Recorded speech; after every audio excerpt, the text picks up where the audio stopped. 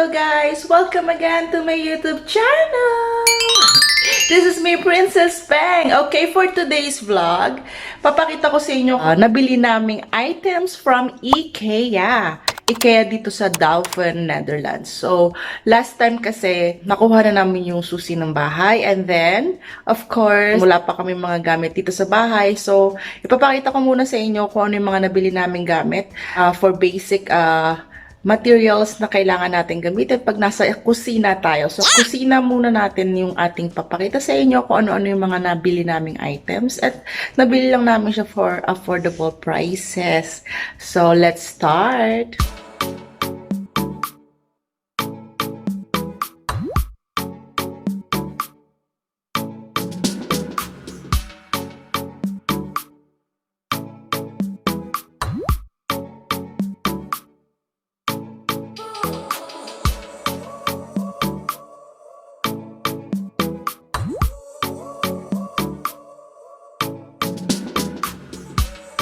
So, syempre, ito, pang clip siya. So, sa mga gagamitin natin mga pagkain na hindi pa siya ubos. So, syempre, babalik mo siya dun sa storage. So, lalagyan mo siya ng clips. So, meron siyang 10 malalaki. And then, of course, meron din siyang 20 pieces ng maliliit na clips.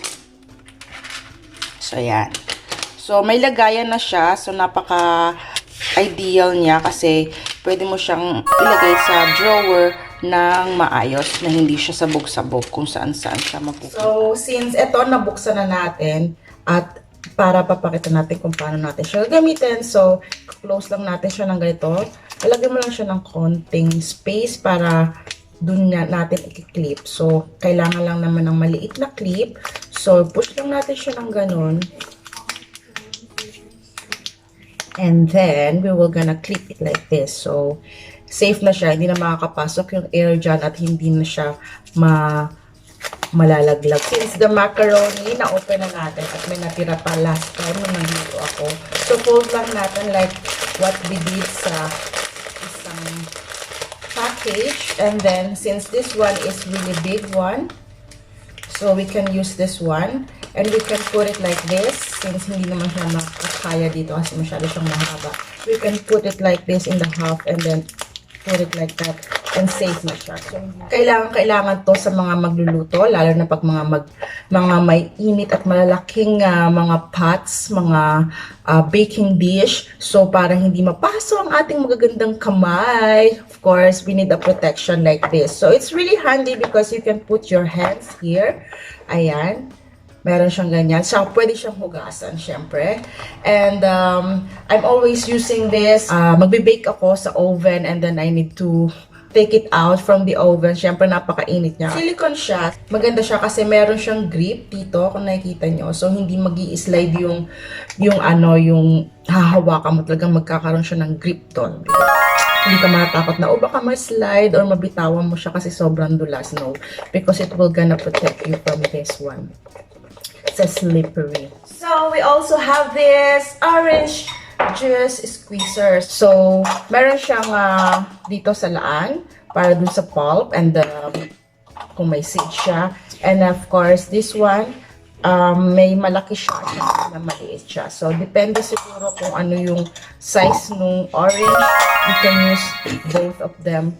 And then, nandito na may iwan yung ating juice. So this one is a small cylindrical bottle, parang pichel, no? Ganyan-ganyan lang. So I'm gonna put the price. How much is this?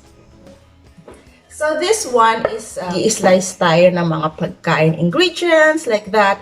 I prepared woods. So it's funny because this one we took it from there. We didn't even know that it's a show model. So nandun na kami sa cashier. So syempre haba ng pila. So they said, okay, we were gonna sell it isi-sell na lang daw nila sa amin. So, kasi meron palang yung pag show model pala, meron talaga siyang yun yung price. Tapos, hindi yun dapat yung kukunin mo. Siyempre, first time ko sa Ikea bumili. Kaya hindi ko alam, malay ko ba. So, nag-consider naman si cashier. Pinabayaran na lang din sa amin. Tinanggal na lang niya yung mga papel-papel dito. So, maganda siya kasi hindi siya madumihin kasi 'di ba pag yung iba-ibang kulay, lalo na pag white, no, pag nag-cut ka na ng carrots or something na may mga kulay, nag-i-stain na siya doon. So ito, madali siyang linisin at saka napaka sarap niyang pagtagtaran ng ng mga ingredients.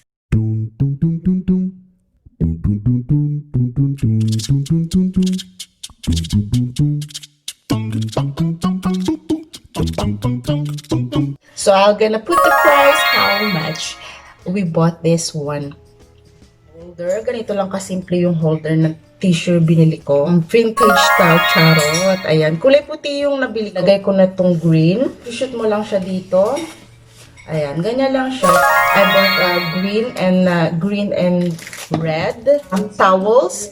So this is for the hand and this is for drying those plates or something. It's really cheap because I bought it for set. I bought also a scented candle, 40 hours na pwede mo siyang magamit. Mahilig kasi ako sa mga scented candles kasi pag medyo maamoy yung mga niluluto or medyo hindi fresh dito sa loob, parang nare-refresh yung iyong ambience dito sa bahay once na nagsindi ka ng ganito. So, mawawala yung baking dish natin. So, syempre, mahilig kasi sila dito mag-bake. Maganda siya kasi kahit napaka-init dun sa oven, talaga namang hindi siya magka-crack. Pwede mo siyang ilagay sa dishwasher. Nabili namin siya ng isang set na talaga. So, plastic siya. So, syempre, wag mo na lang siyang iiwan sa pan para hindi siya masira agad. Na siyang tong. Meron na siyang pang sa mga sunny side up and pag mag-aano ka ng soup, spaghetti, and everything na siguro mag-fried ka, ito pwede. So, binilang ko na rin siya ng lagayan para naman nandun lang siya sa may sulok at ilalagay natin siya ng ganito. First, this one, inassemble ko na siya. Napakatalas niya, guys. Kaya kailangan mag-ingat tayo. So, meron siyang tatlong klase. Ito yung pinakamaliit, medium size, and of course, this is the biggest. Tapos may lagayan na siya nito. So, inassemble ko siya. Madali lang naman siyang i-assemble. Nilagyan ko lang siya dito. Pack. And then, meron siya parang butas doon. Lalagay mo lang tong rubber na to doon para mag-stay siya dyan.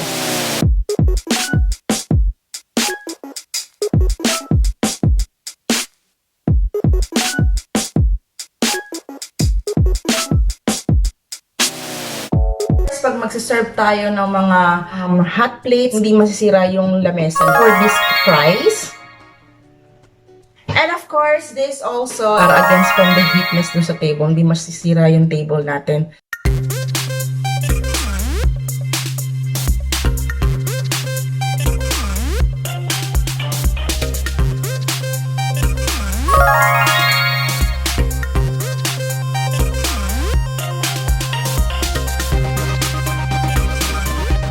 Shredded ka ng mga ingredients mo, ng mga cheese, mga vegetables. So, meron siyang malaki dito. Ayun, already this, the pinakamaliit. Ayan, talas niya. Tapos ito lang yung ganyan. So, kung ganyan lang, gusto nyo lang ng medyo nipisan siya. Yun lang. So, 4 kinds of way of how to shredded your ingredients. This one, kasi syempre kailangan natin to sa mga fried. Medyo malalim ng konti na hindi naman siya masyadong sobrang laki. So, it's non-sticky. I love non-sticky, guys. So, ayun, para hindi siya mahirap kahit medyo maiwanan ng konti, hindi didikit dun yung mga pagkain, diba? This one, ayan, para sa mga boil ng mga egg or something. Itong malaki para sa mga soup. Tapos, pang rice. And then, 3-in-1 price. So, may mga takip na siya for this and this. At dun sa isang for this.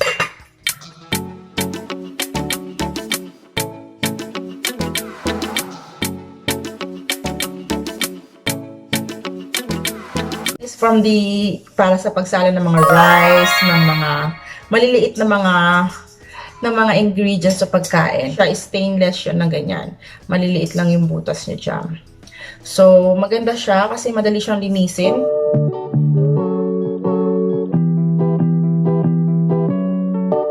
Salad or something, pag mga malalaking vegetables or something, dito mo siya lilinisan or sasalain. Ayan. So, this one is, we bought it for 2. Nakaset na siya. So, isang ganito at saka isang ganito. So, ito, mas maliit siya ng konti doon sa unang pinakita ko sa inyo. So, ito yung pang mga egg fry or something. Maliliit lang na pang quick frying lang. So, ito naman, siguro mga pancake. Pwede dito kasi ganito lang yung size ng for pancake. No? Non-sticky rin siya. So, itong maliit, inassemble ko siya. Ito na, ganito na talaga. Pero hindi naman siya mahirap i-assemble kasi lalagyan mo lang siya ng i-screw mo lang siya doon. Of course! Ayan, mahilig tayo sa mga wok foods. So, medyo malalim siya. Kung makikita nyo yan, mas malalim siya. So, para sa mga gusto mong gumawa ng fried rice, noodles, pancit canton. So, dalawa yung handle niya. Pwede mo siyang gamitin habang nakaano. Tapos dito rin. So, two-way siya. So, non-sticky rin siya. I love non-sticky.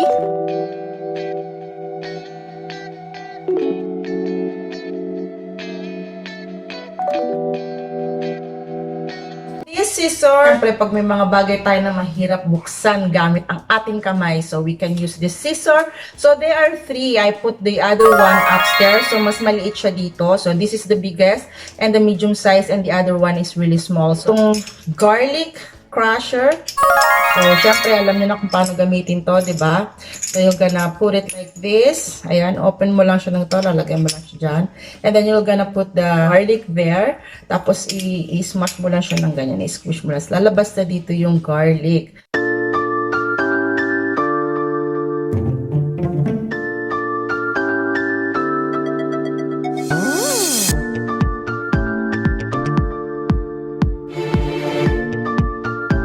This one, pag mag-garnish ako or magbabasting ako ng mga ibibake ko sa oven. Silicone siya. Hirap minsan buksan ang lata. Marunong naman ako doon sa kutsilyo pero hindi masyadong ganong kagandahan. So, mas madali naman to dahil lalagay mo lang doon sa lata and then you will gonna put it like this.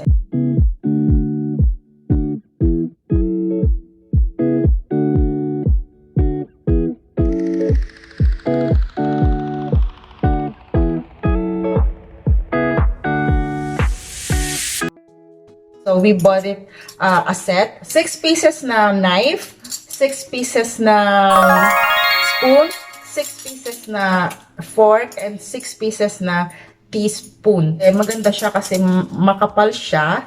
And then, stainless of course. Tapos, meron siyang design na ganito. Maganda siyang hawakan kasi parang hindi siya masyadong super dulas sa kamay. We bought it for 4 pieces. Sa mga bread, or if you want to eat a breakfast or steaks. Sa taas, medyo rough siya. And this one also, ano tayo ng carrots or potato. Kaya naman natin manu-manuhin yung old school style na knife lang and that. Pero ito, mas madali ka sa... And then this one is really stainless. Yan, napaka-sharp niya. Kaya ingat-ingat lang din pag magbabalat tayo.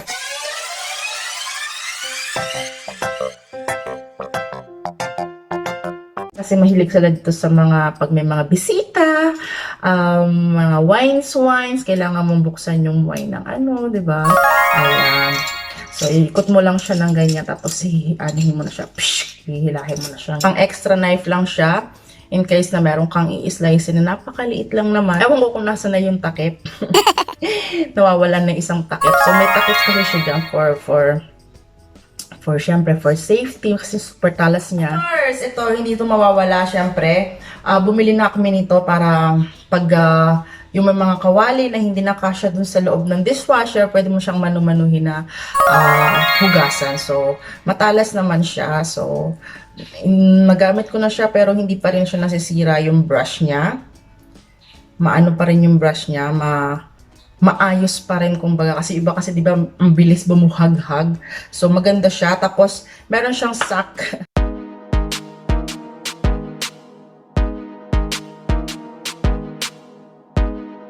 pieces na ganito yung binili namin. Pero alam niyo na ito, mga common glasses lang siya for water or juice. So, mga 6 pieces din siya. Nasa box na siya. So, for wine glasses, para pag may bisita naman tayo, o kahit wala tayong bisita, pag inom tayo ng mga wine, pang unwind, chill weekend, ganun. Ito yung pichel, ayan. Siyempre, pag magagawa ng juice or something, water only. Pang old school tayo, na wala tayong water dispenser. Iba't ibang kulay siya. Meron siyang pink, yellow, blue, tapos iba-iba siyang design. Ito lang, papakita ko lang sa inyo, ganyan yung style niya. Napaka-cute lang niya for coffee. This one is 6 pieces siya nito, pang dinner plate. And set na siya namin nabili. Tapos meron siyang ganito pang small dish lang siya. Meron din siyang 6 pieces na ganito. So, 18 pieces namin siya nabili. Tapos, pinili ko dark blue kasi para pag kumain, hindi naman masyadong madumihin. And ito, binili ko na rin to para sa mga pag magagawa ko ng sauce or something, a little bit appetizer. Ayan, pwede mo rin siyang iserve kung magtatapas kayo. So nakita niyo na guys kung ano-ano yung mga nabili namin last time sa Ikea. If you like Ikea guys, I think Ikea is worldwide. So, yun, makikita nyo siya, and I put the price and link down below kung ano yung gusto nyo, kung ano mga nagustuhan nyo. Baka naisip nyo, oh, gusto ko yun, gusto ko rin bilhin sa aming kusina, ganun. So, thank you for watching guys. I hope na enjoy kayo sa aking shopping sa Ikea last time. So, thank you so much for watching, and if you're new to my channel guys, don't forget to subscribe. Hit the subscribe button right there. And of course, if you want to notify sa mga bago kong update na bagong vlogs or content, don't forget to hit the bell button right there. And of course, kung may mga suggestion pa kayo na gusto nyong i-review natin, i-unbox natin, puntahan natin, just leave the comment down below guys. I'm always reading all your comments there, and as long as I can, nagre-reply din ako sa mga comments na nababasa ko doon. At salamat guys sa support nyo every time na magpo-post ako sa aking channel. Every activity we're doing here in our channel, you're always there to support me guys. I hope guys, hindi kayo magsasawang supportahan ng channel ko, and I will do the same to your channel also. God bless you everyone. I hope na this 2020 nagkaroon kayo ng magandang taon, because this is the last month of 2020 and we're approaching Christmas na. So I think this year is really different, I know, because what happening, ang mahalaga is sama-sama tayo na lalaban sa ating buhay. Ayan. Thank you so much guys, and keep safe everyone. Love you guys. See you again in my next one.